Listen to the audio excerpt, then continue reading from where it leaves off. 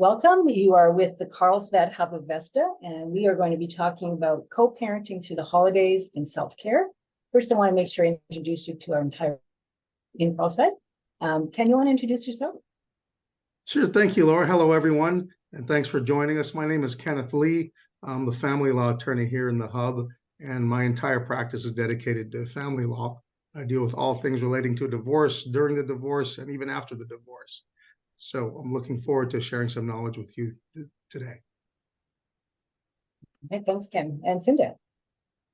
I'm Cinda Jones. I do financial analysis with regard to divorce settlement and alternatives, look at retirement plans, net cash flow, and I only work with individuals and couples who are divorcing. So I don't manage assets or anything like that after the divorce. Thank you. All right, Zach. Hi, everybody. I am Zach Taylor. I am the mortgage lender in the Hub. And you ask, why in the heck would I need a mortgage lender when I'm going through a divorce? And the answer is that I can help you figure out if you can afford to buy your spouse out or if they can afford to buy you out. And if that can't work and you need to sell and buy, or you're the person getting bought out and you want to buy, we will figure out what that new purchase could look like versus renting, make sure it fits your post-divorce budget. Excellent. And I'm Laura McGee. I'm a divorce coach and a divorce mediator. My office is in Carlsbad, and I work with couples throughout California as a mediator, and I also work with individuals as a coach. And we're going to jump right into the seminar because we've got lots to share with you. So first of all, Ken and I are going to talk about the legal aspects of co-parenting, some self-care, and then next you're going to hear from our financial team and Zach. So Cinda will let you take the break as well as Zach, and we'll hop, and Ken and I are going to stay on. All right, so Ken, I think it's a good idea to compare and contrast what can really be done from a co-parenting perspective through the holidays, what's possible in the court system versus a mediated system. Certainly. So why don't we jump into, if it's already October and we're in San Diego County. So if you said we're arguing about what we want to do for Thanksgiving or Christmas, and I want to take my kids to see my parents in Michigan, what recourse do I have at this point if I wanted to use the courts? Yeah, well, if there is no way for the parents to come to an agreement and there's no orders in place, somebody's going to have to file a request for order, a motion with the family court to get a judge to resolve the dispute and come up with orders directing what the parenting schedule is going to be. The thing is, the logistics of that are not going to allow that to happen before the holidays are long gone. Sadly, our courts are very backed up, and unless there's some type of dire emergency, well, I'll get into that shortly later, but barring some extreme emergency, you're going to file a motion with the court and you're not going to get before a judge for at least 3 months or more, which is well after the holidays. And there's a whole process that goes with that, meaning before you even get before the judge, you have to go to Family Court Services mediation to meet with a mediator to try to get to a resolution. And if not, the mediator comes up with their own recommended report on what they think the visitation schedule should be. And then only after that do you get before a judge. So unfortunately, at this point in late October, you're not going to be getting in front of a judge to get any kind of orders on a visitation schedule in time for the Thanksgiving or Christmas or New Year's holidays. So you could expect that to take about 3 or 4 months to get in front of the judge. Realistically, yes. So let me share with you the difference if you were mediating. So, Ken did mention that you'd go to Family Court Services mediation, but they're quite different. A private mediator is someone a couple hires. I actually am a co-parenting specialist, and at times I work with parents who've never been married. They don't need a divorce. Well, I also work with couples that maybe they've been divorced for quite a while and they're trying to change up their parenting schedule and having conflict. Or they have children and they're divorcing, and you have so much more control over your family plan.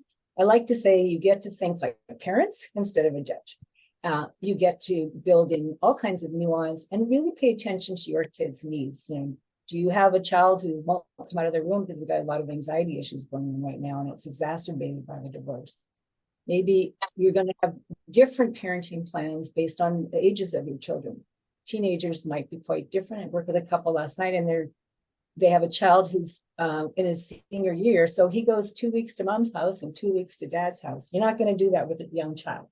So we can individualize the plan. We can individualize it to your actual family's needs and your children's needs, and also really pay attention to sometimes even nesting, because you're going to hear from Zach about, we all know right now, the entire California rental rate and higher interest mortgage rate is making it really challenging for couples to leave the home and have a two-home family, during the divorce process. So nesting is where the children stay in the home and the parents take turns leaving. And I have a whole blog on my website that helps you to start to diagnose, could this work for us? And in a mediated process, that's what we do. We start off at a diagnostic level. What is going to work for you and your family? What is financially possible? We're trying not to cripple you through this process. And then you're going to have a plan that at least you can start with a try-on plan. Because the other nice thing about not running straight to court and getting an order, what if we use the old-fashioned fail-fast method? Maybe it's too aspirational. And we come back in 6 weeks and go, that was a good idea we thought on paper, but my spouse never gets home before 7 o'clock at night and the kids are young and it's just not working or something like that. We can modify and adjust. Okay, so it's very nimble. It's very quick and efficient, and certainly less costly. And it puts your children at the center instead of in the middle. So that's really a vast difference. Yeah, that's a good point, Laura, because even though the family court is tasked with making, as they call it, child-centric decisions, putting the child's best interests at the forefront of all decisions regarding a visitation schedule, the reality is that it really many times doesn't turn out that way. When you go to a mediator, you're one of many different couples who are there that day. You're going to have pretty limited time with the family court services mediator, and if you can't come to an agreement, it's going to be a very cookie cutter type of approach where they plug in a visitation schedule that really doesn't get into the nuances and get into the unique aspects of each family. It's something that's kind of sometimes a 50%, maybe even less solution, unfortunately. And when you do go before a judge, eventually, you're going to get 20 minutes. There's not going to be any witness testimony, no live testimony from either of the parents. Just a judge is going to listen to what each side wants, ask you what you do or do not want with regards to what the mediator from Family Court Services recommended, and 20 minutes later, you walk away with your order. So you can tell right there, that's a very distinct contrast between what you can really get into in mediation, which really can get into the depths of the individual dynamics of each family. Yeah. And so the other thing, we want to talk a little bit about self-care and holidays. And I think it's worth pointing out that certainly in my experience as a co-parenting specialist and working with parents in mediation, I get to hear from parents who are also children of divorce. And what they commonly say to me is like, oh my God, I have the worst memories around Christmas or Thanksgiving. And think of it this way, your children have so much potential for the most memorable and joyful time of their year. They're out of school, it's playtime, they're out of all that crazy scheduling. They should be doing the happy dance. And if they're not doing the happy dance, it probably is because the parents are putting pressure on them to stick to some minute-by-minute schedule. You have to have 2 turkey dinners, there will be 2 places on Thanksgiving, and you're like, oh my God. And one of the best things that can happen to your children in divorce is they get to have 2 of everything when it comes to special occasions. It's not the worst thing. And if we only celebrate, my children now live, one in New York and one up in Canada, and they each have Friendsgiving because I don't get to have them. So we all have our own Friendsgiving. You can make your own traditions. We can own them as a family instead of bemoaning the fact that, oh, we're not doing what we always did.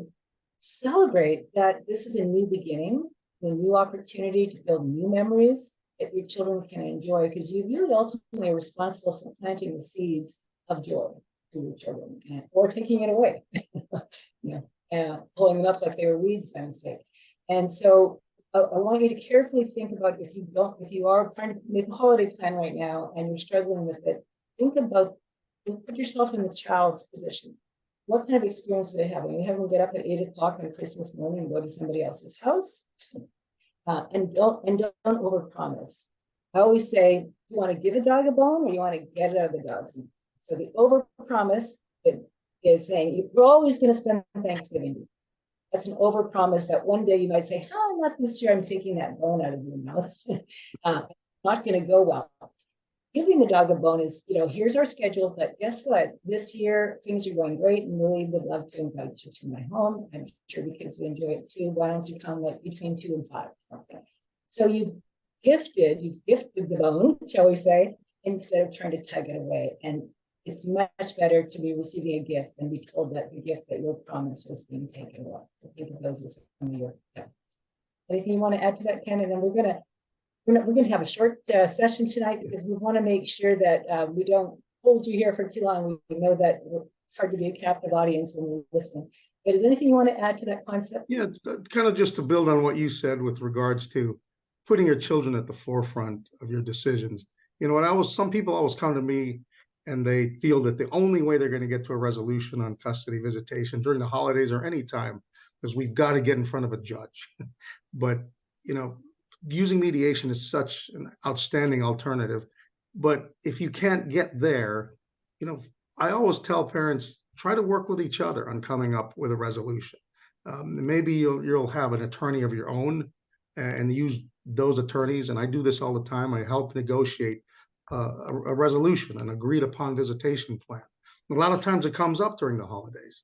And if you have the right mindset and keep your children at the forefront of your decision making, it is very possible to come up with an agreement, which is ultimately gets called a stipulation in order, where both sides lay out the visitation schedule by agreement. All the parties and their attorneys sign it, and that gets filed with the court.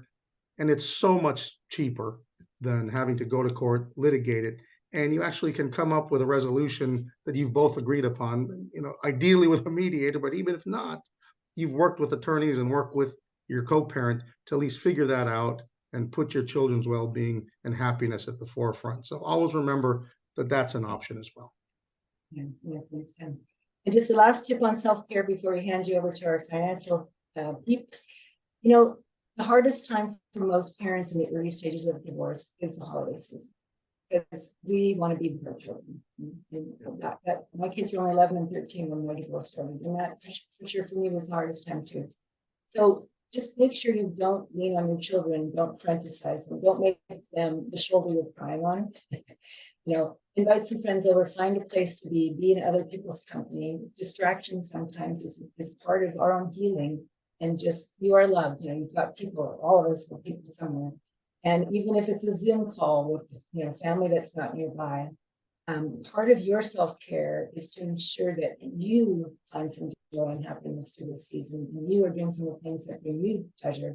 So if your children say, well, what did you do for Thanksgiving? Well, nothing, just sat home alone, how to order the pizza. They don't want to hear that, because then they're going to feel sorry for you. Yeah. And we don't need our children to take care of us. We need to continue to be the parents in the room. So even if you did stay home, feel lonely and eat pizza, that's not what they're going to want to hear. So you don't have to share with them that you are struggling. Just say that, I made the best of it, and I really am glad that you had a wonderful day. And thank you for sharing your good experience. Yeah. Okay. All right. Thank you to everybody. Let's bring our team in. We've got Cinda and Zach, and we're going to talk about sort of how the financial aspects, really getting on top of that, does really greatly diminish the stress that you're feeling with an aspect of self-care. So we just need to get Cinda and hop on here, and I will get out of your way. There we go. Thank you. Thank you, Laura. Zach, why don't you go ahead? Everyone has house on the top of their agenda these days. Yeah. And so the self-care portion, when it comes to your marital property and maybe a rental property that you co-own, it's really the same thing as it is for everything else in your divorce. Is that what you don't know is going to kill you, and it's very painful. So Laura always says that information is your superpower. So when it comes to separating property in the house, I know Cinda and I and Ken and Laura all agree with this. It's never too early to do research and gather information. And so with the house portion of it and the separation of assets, my first recommendation is to find out. You don't even have to have filed yet. If you're talking to your spouse, and you're even before you're talking to your spouse about it, you can talk to a lender like me and just say, hey, can I afford to buy out my spouse? And without even having any terms of the divorce, you can kind of get a feel for what the payments might be if you have to finance it, what you maybe would have to give up in assets in order to take over the house. Can you afford the payments, the maintenance? Let's find that out early in the process. Let's make sure you qualify. And then everybody in my hub knows that the most important thing is not only qualify, but does it fit your budget? So we can talk about that early in the process to relieve the stress through the holidays of, oh my gosh, I'm going to file a divorce. I don't know if I can keep the house. Can I afford it? What do I do? The bottom line is that find out early in the process, because I've had many clients worked on cases where they're 6 months into it and they still don't know if they can afford to buy out their spouse in the house. They don't know where they're going to live. They don't know where their kids are going to live. So make the phone calls, talk to a lender, talk to a realtor, a real estate agent that is very knowledgeable about divorce. And we have an excellent set of realtors all throughout the country, Investa, that can help you. You want to get a CMA, which is a analysis of the value of your home, comparative market analysis, where an experienced realtor in your area that we can connect you with will let you know, really probably better than an appraisal and at no cost, what's the value of the house. So you get an idea of what it would take to buy out your spouse, right? The other thing that can relieve stress is run your credit. And if you can, encourage your spouse to run their credit as well. Annualcreditreport.com is the website that I recommend. It's free. Run the credit, and you can pay for your scores if you want, but that way, oh my gosh, there's mistakes in there. Let's get those fixed. You know what your debts are. You know what your assets are. So when you go into this and you sit down with Cindy, who I'm going to hand it off to in a second, you've got some basic information before the holidays even start, so that you can formulate a plan, right? So you might learn early in the process, right, Cinda, that there's just no way that my husband or I, or either spouse can afford to keep the house. Then you can just move right to plan B, which is, guess what? You're going to have to get it prepped for sale and get it ready. And you can start planning that now for, beginning of next year. So that's all I got for the self-care and relieving stress. And I'm going to send it over to Cinda. Thank you, Zach. Such good points from everyone. What I know about the financial side of it is that people want to get that settled first, like right now. And they create a lot of stress within themselves and maybe to the other person, is we got to get this money part of it settled. But divorces that are done in haste cause people sometimes to have very painful distress with themselves later. Everybody knows that you get mad at the other person. But if you make promises and make deals, and then later on, if you can see it's not going to work, or it's not what you had in mind, or you learn things that you didn't know, and then you have to try to undo that promise or that deal, that brings even more stress. So please try not to make deals or promises. The words to use are, we're going to gather all the information, you're going to work on this together, and we'll make the best decision we can. So please try to do that. Gather all the information as much as you can, as soon as you can. You don't have to climb the whole mountain in one day, but you are going to need to have statements and documents. So try to gather those, put them together, create a filing system, because there's a whole lot of stress with, where's that piece of paper? And I know I had it and now I can't find it. So try to give yourself a break by dumping it in a folder and putting a label on the folder, and life will be better. You'll have less stress. And please try, if it works for you, to have a notebook. I'm worried about, I need to know, I don't know, here's what I'm thinking, and write it down, because it helps put things in context, and it'll help you. Generally, it helps people make better decisions.